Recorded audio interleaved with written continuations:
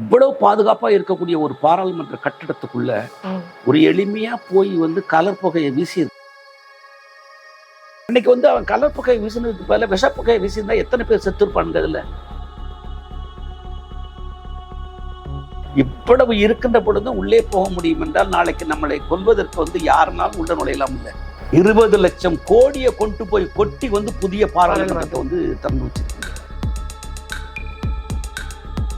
மோடிங்கிற ஒரு தனி மனிதன் தன்னுடைய காலகட்டத்தில் வந்து தான் செய்ததை வந்து பெரிய சாதனையா காட்டணுங்கிறது. அந்த பாராளுமன்றம் திறக்கப்படுகின்ற பொழுது இந்த நாட்டினுடைய முதல் பெண்மணியா பிரசிடண்டா இருந்த அந்த அம்மாவை நீங்க கூப்பிட்டு போனீங்களா? மணிப்பூர்ல நடக்கக்கூடிய பெண்களுக்கு நடக்கக்கூடிய கொடுமைகளை பற்றி நீங்க பேசுறீங்களா? அந்த அம்மா ஒரு விதவைங்கிற காரணத்தை காட்டி வந்து உங்களுடைய சித்தாந்தத்தின் வழி அவங்களை உள்ளவே விடல. 140 கோடியில வந்து 100 கோடி மக்கள் வந்து 5 கிலோ அரிசிக்காக பருப்புக்காக தவிக்கிறாங்க. வணக்கம் சார். வணக்கம். இப்போ இந்த தலைப்புல நம்ம பேச போற விஷயமே என்னன்னா, ஒரு சின்ன சின்ன விஷயத்துக்கெல்லாம் கூட அவ்வளோ பெரிய செக்கப் இருக்கு. என்னன்னு பார்த்தீங்கன்னா, ஒரு சத்தியம் தேட்டரில் படம் பார்க்க போனோம்னா கூட லேடிஸுக்கு தனியாக ரோ கொடுத்து ஜென்ஸுக்கு எல்லாம் செக் பண்ணி தான் உள்ளே அனுப்புகிறாங்க. பேக்கில் வாட்டர் பாட்டில் இருந்தால் கூட எடுத்து போட்டுடுறாங்க. தென் நம்ம செக்ரட்டரியேட்டுக்கு போனோன்ட்டு ஒரு வாட்டி நான் போனேன். உள்ளே இருந்த ஆட்களை பார்க்கறதுக்கு தான். அதுக்கு என்ன வெளில நிற்க வச்சு அத்தனை கேள்விகள் கேட்டான். இவ்வளோ பெரிய இந்த ஸ்ட்ரிக்டாக இருக்கிற இந்த விஷயத்தில் ஒரு பாராளுமன்றத்துக்குள்ள ஒரு ஆள் உள்ளே போயிட்டு அந்த கலர் போடுறாரு அப்படின்னா அது எப்படி சார்? முதல்ல அது எப்படி சார் சாத்தியம்? அவர் உள்ள போறதுக்கான சாத்தியம் தெரியாம எப்படி சார் உள்ள போயிருக்க முடியும்? இது என்ன படமா?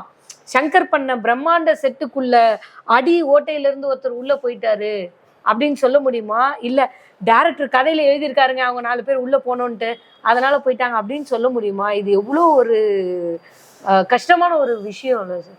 இல்லை, நீங்க கேட்ட கேள்வி வந்து ஒரு ஆச்சரியமான ஒரு விஷயத்தை நீங்க கேட்டிருக்கீங்க. ஆச்சரியமான விஷயம் மட்டும் இல்லை, 140 கோடி மக்கள் தொகையை கொண்ட ஒரு நாட்டுல இவ்வளவு பாதுகாப்பா இருக்கக்கூடிய ஒரு பாராளுமன்ற கட்டிடத்துக்குள்ள ஒரு எளிமையா போய் வந்து கலர் புகையை வீசி இருக்காங்கிற செய்தியும், அந்த கலர் புகையை விஷப்புறையா மாறி இருந்தா எத்தனை பேர் செத்துருப்பாங்க கேள்வி பெருசா இருக்குது. உங்க கேள்வி வந்து இந்த நாட்டை பற்றியது, நாட்டு மக்களை பற்றியது, கண்டிப்பா நாட்டுடைய சட்டத்திட்டத்தை பற்றியது, நாட்டுடைய பாதுகாப்பை பற்றி இருக்க கேள்வி கேட்கறதுனால வந்து ரொம்ப நான் மகிழ்ச்சி அடைகிறேன். நான் இதில் இதை கேட்கும்போது 2004 பார்த்தீங்கன்னா இதே மாதிரி வந்து ஒரு பெரிய தாக்குதல் நடந்துச்சு. அன்னைக்கு வந்து பார்த்தீங்கன்னா அம்பாசடர் கார்ல வந்து பேனர்களை ஒட்டிக்கிட்டு உள்ள போய் வந்து அதை அட்டாக் பண்ணாங்க. அன்னைக்கு கூட வந்து போனா கூட வந்து அது முதல் தாக்குதல் இல்லை, இந்தியாவுக்கு அது முதல் தாக்குதல் இல்லை. அதுக்கு முன்னாடி நடந்துச்சா நமக்கு தெரியாது. நம்முடைய 1948 பிறகு சுதந்திரம் அடைஞ்ச பிறகு அதுதான் முதல் தாக்குதல். தாக்குதல் பண்ணும்போது கூட எல்லா கேட்டையும் இன்னைக்கு மூடிட்டாங்க, கம்ப்ளீட்டா மூடி வந்து அவங்களை எல்லாத்தையும் அரெஸ்ட் பண்ணிட்டாங்க. ஆனா இவ்வளவு அனுபவம் கிடைச்ச பிறகு அன்னைக்கு வந்து ஃபைசல்ங்கிற கூட தூக்கில் போட்டிருந்தாங்க.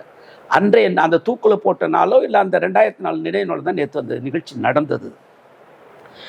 அது வந்து பார்த்தீங்கன்னா பழைய பாராளுமன்றத்தில் கூட நீங்கள் வந்து அதில் ஓட்டை இருக்குது, உடசல் இருக்குது, இங்கெல்லாம் பாதுகாப்பு இல்லைங்கிற மாதிரி ஒரு செய்தியை கொண்டுட்டு வந்து தான் 20 லட்சம் கோடியை கொண்டு போய் கொட்டி வந்து புதிய பாராளுமன்றத்தை வந்து திறந்து வச்சிருக்கீங்க. இந்த 20 லட்சம் கோடிக்கு வந்து நீங்கள் வந்து மாணவர்கள் படிப்பதற்கான ஒரு வாய்ப்பை ஏற்படுத்தி இருந்தா கூட மக்கள் மகிழ்ச்சி அடைந்திருப்பாங்க. ஏன்னா முன்னாடியே ஒரு பாராளுமன்றம் அதுக்கெல்லாம் பிளான் பண்றோம்ல சார், அந்த இடமும் அந்த லெவல்ல இருக்கணும்ல. இந்த மாதிரி விஷயங்களுக்கு பிளான் பண்ற இடம் அதுதானே, அதனால அப்படி அந்த இடம் கூட சரியா தானே இருந்துச்சு. அது என்ன குறை இருந்துச்சு உங்களுக்கு அதுல? நீங்க வந்து மோடிங்கிற ஒரு தனி மனிதன் தன்னுடைய காலகட்டத்தில் வந்து தான் செய்ததை வந்து பெரிய சாதனையா காட்டணுங்கிறதுக்காக தான் நீங்களே செஞ்சீங்களே தவிர இந்த மாதிரி நிறைய விஷயங்கள் இருக்கு சார். இந்த 20,000 கோடி மட்டும் கிடையாது, நிறைய விஷயங்கள் இருக்கு, நம்ம சொல்லலாம். அதை புரியுது. அது மட்டும் இல்லை, நீங்க வந்து பாத்தீங்கன்னாக்க இதை வந்து நான் குற்றச்சாட்டா கொண்ட யதார்த்தமான உண்மைகளை பேசுறேன். அந்த பாராளுமன்றம் திறக்கப்படுகின்ற பொழுது இந்த நாட்டினுடைய முதல் பெண்மணியா பிரசிடண்டா இருந்த அந்த அம்மாவை நீங்க கூப்பிட்டு போனீங்களா? அவங்க தானே திறந்திருக்கணும். கண்டிப்பா. ஏன் அவங்க திறக்கப்படல? நேத்து கூட வந்து பாத்தீங்கன்னா ஒரு சுகிசிவம் ஒரு செய்தியை சொல்றாரு, உலகத்துல வந்து எந்த மத தலைவராகவும் ஒரு பெண்மணி இருந்தது கிடையாது, இருக்க போவதும் கிடையாது.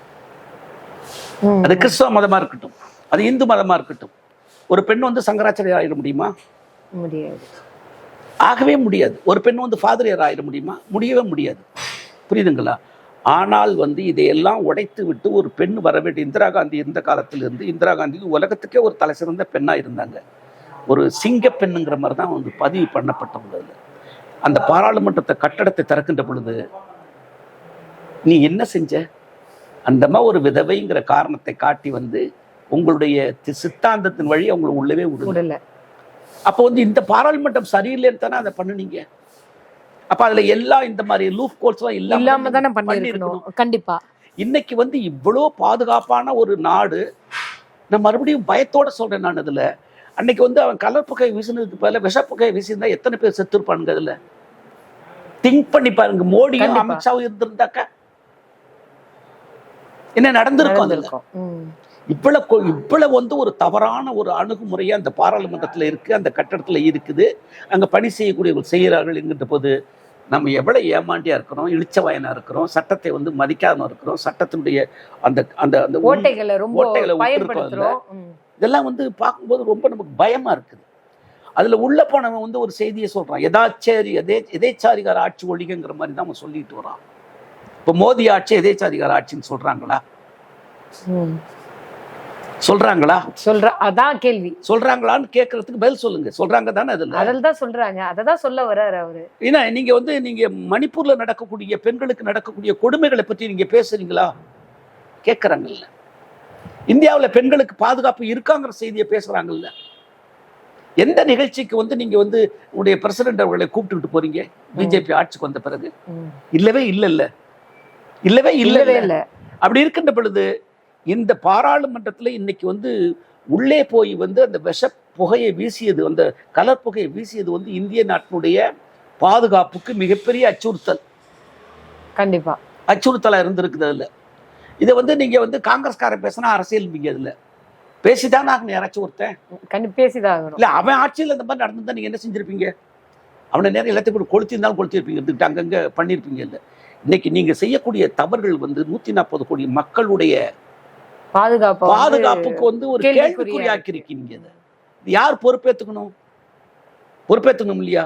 அவனை யார் உள்ள கொண்டு வந்தது? அதுதான் என்னோட கேள்வி. ஏன்னா ஒரு இங்க இருக்க நம்ம செக்ரட்டரியேட்குள்ள போறதுக்கே அவ்வளோ ஒரு பாதுகாப்போட வண்டி எடுத்து நீ அதுக்கப்புறம் உள்ள போறதுக்கு அவ்வளோ ஆப்ஷன் இருக்கும்போது ஒரு பாராளுமன்றம் நடக்கும் போது ஒரு உள்ள போற ஒரு 4 பேரு எப்படி அவங்களால இளைஞர்கள், அது வந்து 20 வயசு இளைஞர்கள், அது பொறுப்பற்ற தன்மை. அதுல ரொம்ப பொறுப்பற்ற தன்மை. அதுக்கு வந்து ஒரு பெரிய மேதை வந்து இன்னைக்கு ஒரு ரிப்போர்ட் கொடுத்துருக்கிறாரு. அம்பேத்கர் சட்டம் ஏற்றுகின்ற பொழுது அந்த அரசியல் சட்டத்தின் மூலமா கிட்டத்தட்ட 75 ஆண்டுகள்ல வந்து படிப்பறிவு இல்லாதவனே ஆகிவிடுவான். எல்லாம் படிச்சுட்டான்னா அவன் வந்து பாத்தீங்கன்னாக்க அவன் வேலை செஞ்சுக்கிட்டு பண்ண தவிர இந்த மாதிரி வேலை வெட்ட காரியம் பண்ணிருக்க மாட்டான். புரியுதுங்களா? இன்னைக்கு வந்து பாத்தீங்கன்னா 140 கோடியில வந்து 100 கோடி மக்கள் வந்து 5 கிலோ அரிசிக்காக பருப்புக்காக தவிக்கிறாங்க. இந்த நாடு எப்படி இருக்கு அப்படின்னாக்க அதுல நம்ம வந்து தமிழ்நாட்டை பற்றி சொல்கின்ற போது ஒரு பெருமைப்படலாம். கண்டிப்பா. ஏன்னு கேட்டா வந்து 1967 அண்ணா வந்த பிறகு இருமொழி கொள்கையை கொண்டு வந்தார். மக்களோட பேச ஒரு தமிழ், உலகத்தோட பேச ஆங்கிலம் கொண்டு வந்தார்.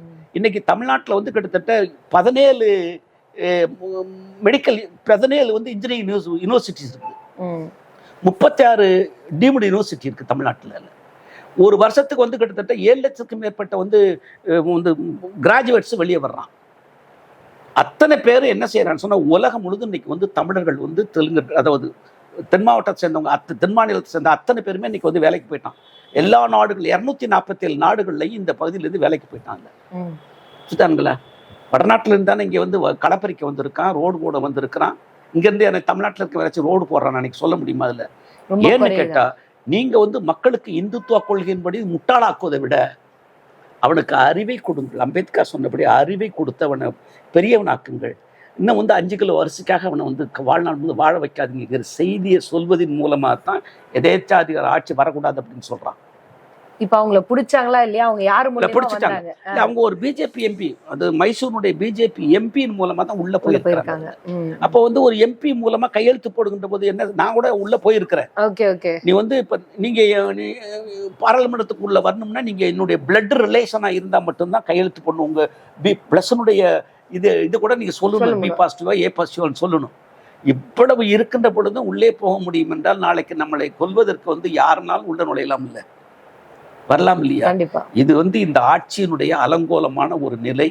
சட்டத்தை பற்றியும் மக்களுடைய பாதுகாப்பை பற்றியும் கவலைப்படாத ஒரு நிலை தான் இருக்குது. அப்படிதானே சொல்ல முடியும். அப்படிதான் அதை பார்க்க முடியுது. வந்திருக்க பையன் எல்லாம் 20 வயசு பையன். இன்னைக்கு சொல்றாங்க மூளை செலவை பண்ணிவிட்டாங்க. மூளை செலவை பண்ணி அவனு உள்ள மூளை செலவு தான் பண்ணுவான்ல. நீங்க ஆர்எஸ்எஸ் காரங்க மூளை செலவு தானே பண்ணிக்கிட்டு இருக்கீங்க. அப்ப அவன் பண்ண மாட்டான் அதுல. அதனால தவறு எங்கே நடந்தாலும் தவறை கண்டுபிடித்து தவறு நடக்கக்கூடாத வகையிலே நீங்க பார்த்து கொண்டால் சிறந்த ஆட்சியாளர்கள். 2004 இதை விட கடுமையான தாக்குதல் நடந்து பாராளுமன்றம் அன்னைக்கு பெரிய பிரச்சனைக்கு உள்ளாக்குது. அதே நாள்ல இன்னைக்கு பண்ணியிருக்கிறான். புரியுதுங்களா? அப்படி இருக்கின்ற பொழுது இந்த அலட்சியம் இந்திய மக்களை முட்டாளாக்குகின்ற காரியமா நான் நினைக்கிறேன். ஓகே, இது பிளான்டான ஒரு விஷயமா கண்டிப்பா பார்க்கப்படுது. ஆமா, இல்ல அது உள்ள போயிட்டான்ல. அப்ப இந்த விஷயத்தை ஏதோ சொல்ல வராங்கன்னு நினைக்கிறேன். அப்படி இல்லை அப்படின்னா எல்லாமே அமைதியாயிடுச்சு, புயல் மழை எல்லாம் கூட அமைதியாயிடுச்சு, ஏதாவது ஒரு விஷயம் தேவையில்ல பேசுறதுக்கு, அதனால நீ போயிட்டு கொஞ்சம் கலர் குண்டை வீசிட்டு வாப்பா பேசிக்கலாம் அப்படின்றதா பண்ணிருக்கலாம்ல. அதை கூட பண்ணிருக்கலாம், எச்சரிக்கை கொடுத்துருக்கலாம்ல. நாளைக்கு இதை விட பெரிய அட்டாக் நடக்கலாம்ல. கண்டிப்பா. இன்னைக்கு இவ்வளவு பாதுகாப்பா இருக்கும் போதே உள்ளே போகின்ற போது இதை விட வானத்துல இருந்து காத்து மூலமா கூட உள்ள போய் நுழையலாம்ல இருந்துட்டு இல்லை. அதெல்லாம் தடுக்கிறது தான் இந்த மாதிரி காரியங்கள் இருக்குது. உலகத்துல வல்லரசா இருக்கக்கூடிய இந்தியாவில் இந்த மாதிரி காரியம் நடக்கின்றது. உலக நாடுகள் நம்மளை காரி துப்புது. அவ்வளவுதான், இதோட முடிஞ்சு போச்சு. ஓகே சார், இந்த விஷயத்த இதுக்கு மேல அதிகமா பேசுறதுக்கு ஒண்ணும் இல்ல கூடாது. அதனால ஒருவேளை நம்ம ஆன்டி இந்தியனா கூட ஆயிடுவோம். இதுக்கு மேல பேசணும் அப்படின்னா எனக்கு தெரிஞ்சு இப்பவே நம்ம ஆன்டி இந்தியன் ஆயிருப்போம். ஒரு பாதி ஆன்டி இந்தியனா ஆயிருப்போம். முழு ஆன்டி இந்தியனா இந்த வீடியோக்கு நமக்கு நான் என்ன சொல்றேன்னா, இதுல ஆன்டி இந்தியன் அந்த இந்தியன்லாம் பேச கிடையாது.